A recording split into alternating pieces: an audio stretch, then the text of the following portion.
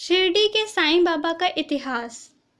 साईं बाबा को ईश्वर का अवतार माना जाता है, जिन्हें हिंदू और मुस्लिम दोनों धर्मों के लोग समान भाव से पूजते हैं। साईं बाबा एक भारतीय धर्म गुरु थे, जिन्हें लोग वैश्विक स्तर पर पूजते हैं। उनके अनुयायी उन्हें फकीर, संत, योगी और सद्गुरु मानते थे। साईं बाबा के जन्म और उनके धर्म को लेकर कई विरोधाभास प्रचलित हैं। कोई उन्हें हिंदू मानता है तो कोई मुसलमान।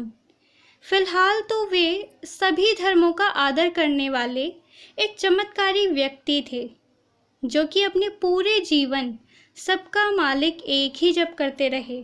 वे सभी धर्मों के लोगों से हमेशा प्रेम पूर्वक मिलजुल कर रहने का आह्वान करते रहे। साथ ही हिंदू मुस्लिम दोनों धर्मों का पाठ पढ़ाते रहे।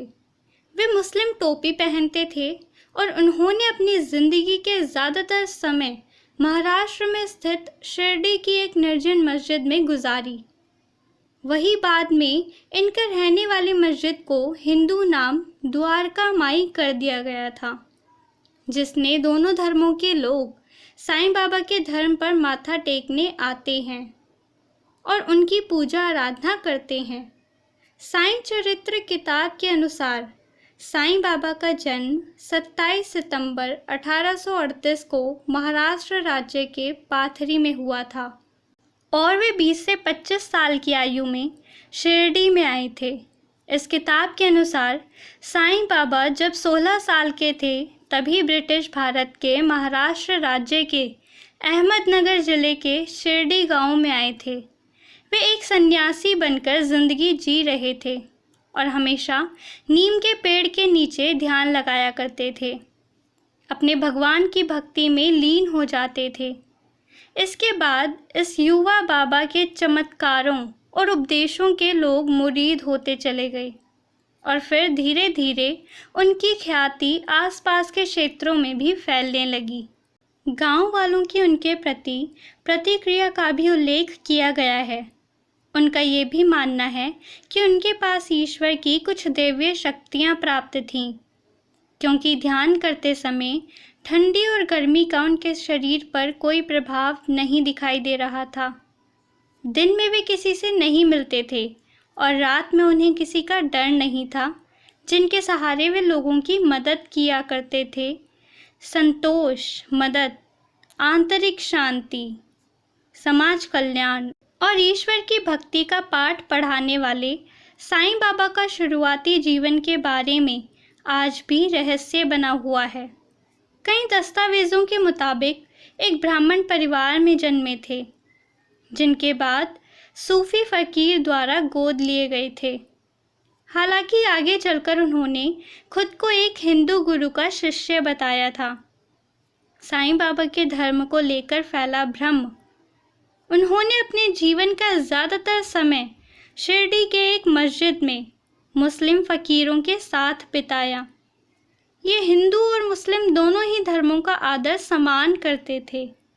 उन्होंने कभी धर्म के आधार पर किसी के साथ भी भेदभाव नहीं किया।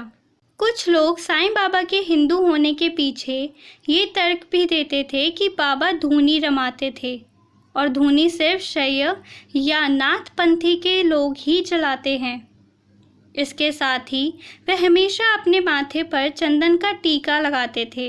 यवन और उनके कानों में छेद थे, जो कि सिर्फ फकीर नाथपंथी ही करवाते थे। साईं बाबा के हिंदू होने का ये भी प्रमाण है कि वे हर हफ्ते विट्ठल के नाम पर भजन कीर्तन का आयोजन करते थे।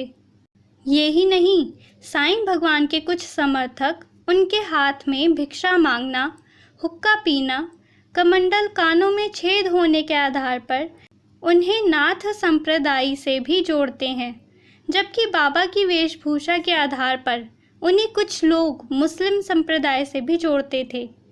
और उनका नाम साईं भी फारसी भाषा का ही शब्द है, जिसका अर्थ संत है, जो कि उस दौर में मुस्लिम सन्यासियों के लिए इस्तेमाल होता था। शिरडी का साईं बाबा मंदिर महाराष्ट्र के अहमद ज़िले में स्थित शिरडी गांव में बने साईं मंदिर से आज लाखों करोड़ों लोगों की धार्मिक आस्थाएं जुड़ी हुई हैं।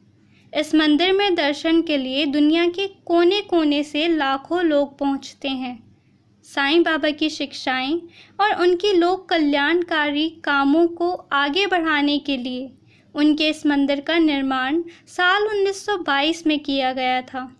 ऐसा माना जाता है कि वही इस मंदिर से जुड़ी मान्यता है कि जो भी भक्त सच्चे मन से साईं भगवान के दर्शन के लिए यहाँ पर पहुँचते हैं, उनकी सभी मनोकामना पूरी होती है।